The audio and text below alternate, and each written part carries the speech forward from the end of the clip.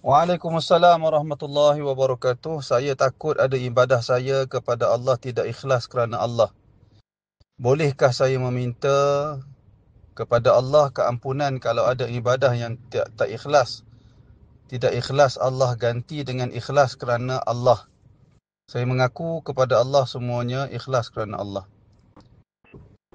Boleh memohon kepada Allah supaya Allah Ta'ala jadikan kita seorang yang ikhlas melakukan ibadah kepada Allah, dan kita memohon perlindungan dari melakukan sesuatu yang secara tidak ikhlas kepada Allah.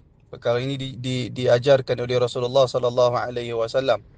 Antaranya Nabi SAW ajar kita supaya kita berdoa, Allahumma inni a'udhu bika an usyrika bika syai'an a'lamuhu wa astaghfiruka lima la a'lamuhu.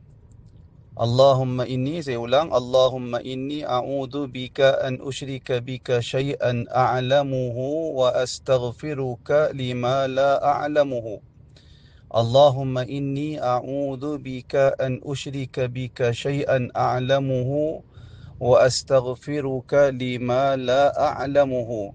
Maksudnya lebih kurang, ya Allah, sesungguhnya aku memohon perlindungan dengan Engkau dari aku mensyirikkan Engkau dengan sesuatu yang tidak aku ketahuinya, dan aku memohon keampunan kepada Engkau dengan apa-apa perkara yang aku melakukan kesyirikan tanpa aku ketahuinya.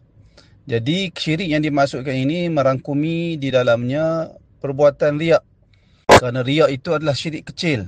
Maka semua kesalahan yang masuk dalam kategori riak ada di dalam permohonan Nabi SAW. Yakni kita memohon perlindungan dengan Allah. Yakni kita mohon Allah Ta'ala lindungi kita, jaga kita dari perkara-perkara riak, dan kita memohon keampunan jika berlaku perkara riak itu pada diri kita tanpa kita sedari perkara itu. Jadi amalkan doa yang diajar oleh Rasulullah sallallahu alaihi wasallam. Wallahu